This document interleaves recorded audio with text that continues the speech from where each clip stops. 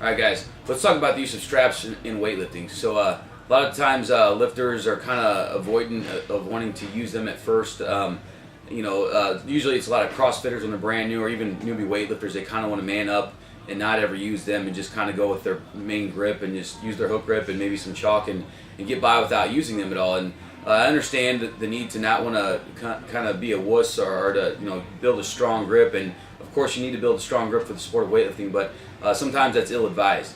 The more practice that you put into the sport, which will require, of course, many hours and lots of trial and error and squeezing that bar, can put a lot of wear and tear in your hands. So you're really going to start to tear up your hands. You're going to get calluses. You'll dry your hands out. Your calluses will rip and tear, and there's nothing worse that you can do early on in your training. Well, there are other worse things, but one of the worst things you can do is actually blow a callus. So that's one of the fastest ways to drive your training efforts into the ground, because when you can't grip the bar because your hand's bleeding in it or it hurts, you're gonna have a lot of trouble and a lot of discomfort trying to actually do the lift well. So that's something you really need to consider, is proper hand care, and file down any calluses. Use moisturizer after workouts.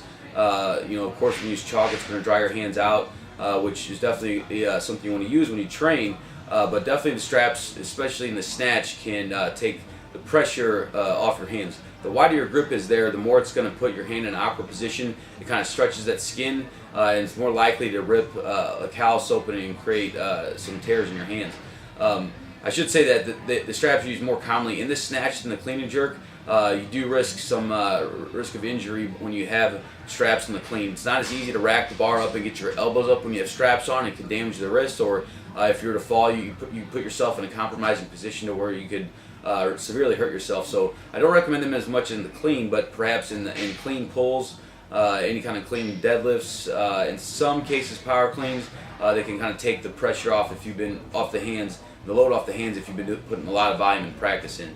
For the snatch though, I would, advanced weightlifters who begin to train every single day with the lifts, who touch a bar every single day, tend to use them, upwards of 50 to 80% of the time they do snatches. But of course, they have to condition their hands to do the full lift without straps. So it's not that you want to baby them or use a Band-Aid mechanism to have a weak grip, but as you prepare for a competition, you want to make sure you start taking the straps off and you can do full workouts without them, and you're prepared to have a good, strong grip for the competition. A lot of times it's a mental thing, really, and with all the gripping on the barbell you have, your grip strength should be substantial and with no limitation for the actual lift or competition. So again, Crossfitters tend to want to be tough and not worry about them, because they just want to be prepared and ready for anything.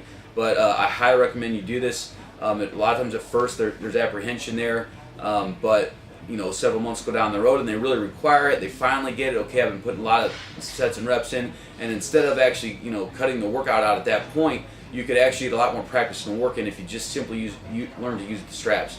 And it's annoying at first, it's a bit uncomfortable, but it should be like tying your shoes after you practice it enough times. So you just got to go through those initial learning curves to use them, and you'll be able to get a lot more quality training in as a result of them. So also I would say when people begin to use them, they would tend to wait to use them until their heaviest sets when they really have to get the job done. But you really should practice with some lighter sets building up, so it's not so awkward and uncomfortable, and you get used to rolling the wrists over with the straps on and know how much tension should be in the strap. You don't have to put it on a death grip like you would perhaps on a heavy deadlift or something, but enough kind of a medium heavy kind of position on there so you have enough to grab the bar, but you have some ability to roll the wrists over at the top. So if you work out that uncomfortable position first with your lighter loads, it will be a piece of cake once you get to the heavy loads in second nature.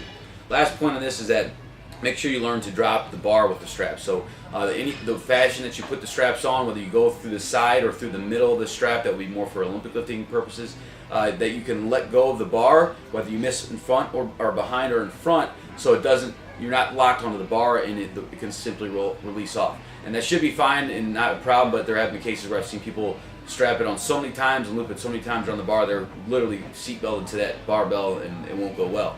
So it's a great training tool. It's not a Band-Aid. It's not going to make you there's no harm done. No shame in actually using them, because it's going to allow you to train a little bit more aggressively, maybe get some more volume in and protect your hands, which you can't go without. So hope this helps. Thank you.